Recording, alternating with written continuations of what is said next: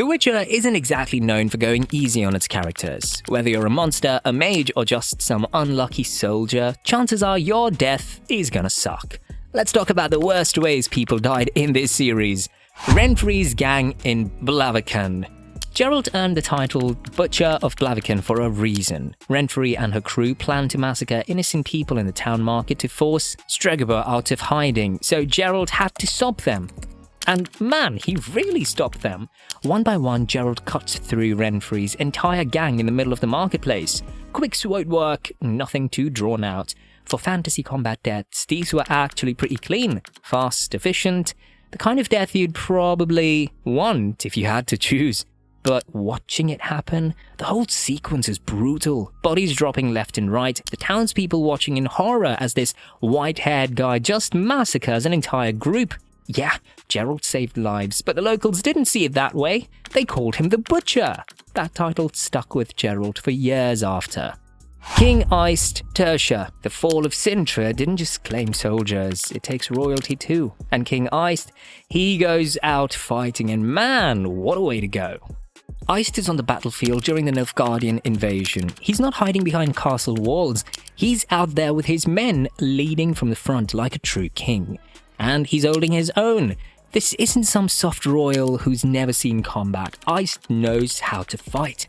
But then Cahir shows up, and Cahir's got a crossbow. One shot, arrow straight through Iced's eye socket and into his brain. Instant death. The king drops like a stone. What makes this brutal isn't just the method, it's the helplessness of it. Iced was a warrior, a leader, a man who probably imagined dying in glorious combat with a sword in his hand. Instead, he gets sniped from distance by a guy in scary armor. No final words, no dramatic last stand.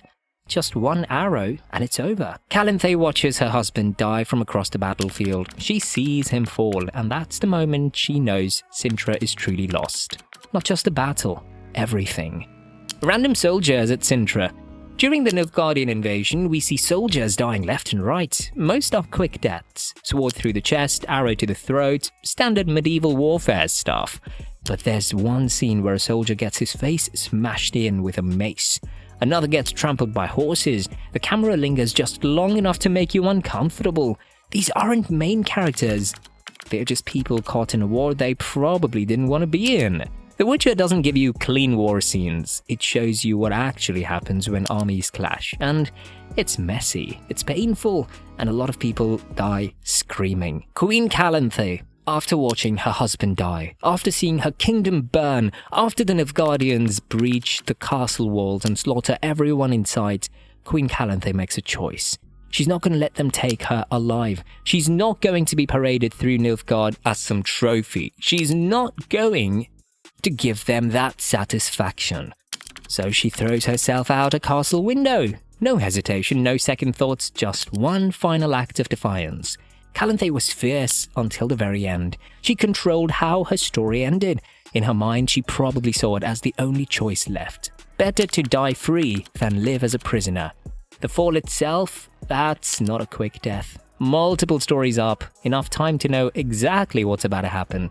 Your body hits the ground and everything breaks at once. Bones shatter, internal organs rupture. It's not instant like an arrow to the brain. It's seconds of agony before the lights go out. What haunts about this death is the desperation behind it. Calanthe was one of the most powerful rulers in the north. Fierce, uncompromising, a warrior queen who bent the knee to no one. And she chose to die rather than face what came next. That's how you know things are truly hopeless. When someone that strong decides death is the better option. Renfri. After Geralt kills her entire crew, Renfri still comes at him. She even takes a little girl hostage, holding a knife to her throat, trying to force Geralt's hand. She threatens to hurt this innocent kid if Geralt doesn't let her go to Stregobor. He doesn't have any choice anymore. The fight between them is intense. Renfri's fast, she's skilled, but Geralt finally gets the upper hand and runs her through with his sword. She doesn't die instantly though. She's got just enough time to deliver that prophecy about the girl in the woods, about Ciri being Geralt's destiny. Dying from a sword through the gut isn't quick. It's not clean. Internal bleeding, organ damage. Renfri bleeds out in Geralt's arms in the middle of the marketplace. And the look on Geralt's face says everything. He didn't want this, but sometimes there's no good choice. Sometimes everyone loses. Before we keep going, make sure you hit that subscribe button. I've got more content coming and you don't want to miss it. Drop a comment and let me know which death in The Witcher messed you up the most. The baby at Sintra. Okay, this is where The Witcher really earns its mature rating. Season 1 shows us exactly how dark this world can be. During the Nilfgaardian invasion of Sintra, chaos erupts everywhere. Soldiers are killing civilians, buildings are burning. It's complete carnage. There's a scene where a baby is violently killed during the attack, and the show doesn't cut away. We see the aftermath, the tiny body lying there. It's brief, but it hits like a truck. This isn't Game of Thrones style shock value. This is showing you what war actually does, what invasion actually looks like. No build-up, no dramatic music, just sudden, senseless violence against the most innocent victim possible. That baby never had a chance, never got to grow up, never got to do anything, just became another casualty in a war it had nothing to do with. Cahir's torture sessions. Season 3 gets dark, real dark. After Yennefer's apparent death at Sodden, the Brotherhood captures Cahir, and Tissaia takes all her rage and grief out on him. We're talking extended torture sessions, magic torture, the kind that gets inside your head and breaks you from the inside out. Tissaia isn't just looking for information about Nilfgaard's plans. She wants him to suffer for what happened to Yennefer.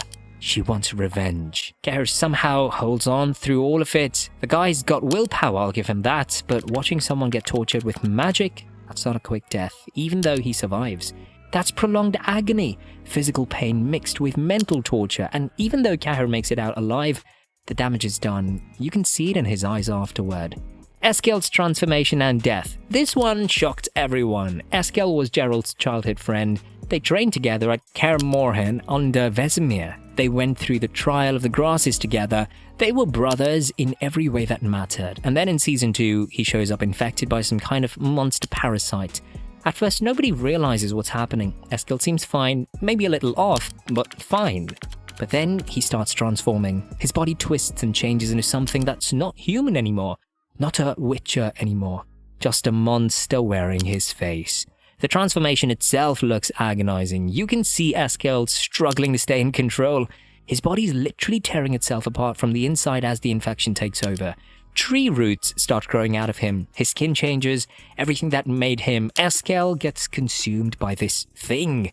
Geralt tries to save him. Vesemir tries. They use chains and hooks to restrain him, but when monster Eskel nearly crushes Vesemir's throat, Geralt has no choice. He sets his sword on fire and drives it straight through Eskel's heart.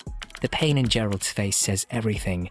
He's just killed his brother, one of the few people left in the world who understood what it meant to be a Witcher, and he had to do it himself. That's the kind of trauma that sticks with you. Tissia's final choice. Season 3 ending. After everything Tissia went through, after Vilgefortz's betrayal, after watching the coup at Thaned tear apart everything she built, after thinking Yennefer was dead and finding out her former lover orchestrated all of it, she makes a choice. She takes her own life. The scene is quiet. Too quiet. Tissaia slashes her wrists. No dramatic fight, no last stand, no big speech. Just a powerful sorceress who's seen too much and lost too much, deciding she's done. What makes this painful isn't the method, it's the weight of it. Tissaia was a mentor to an entire generation of mages, a leader, one of the most powerful people in the world, and she chose to end her own life because the betrayal and loss cut that deep. The emotional pain that drives someone to that point, that's worse than any physical death. That's complete hopelessness. I know I didn't cover every death in The Witcher. There are plenty more brutal moments scattered throughout the series, but these are the ones that stuck with me, the ones that made me wince or look away or just sit there thinking, damn, that's rough. Tell me which deaths I missed. Which ones traumatized you the most? And don't forget to hit subscribe so you can catch the next video.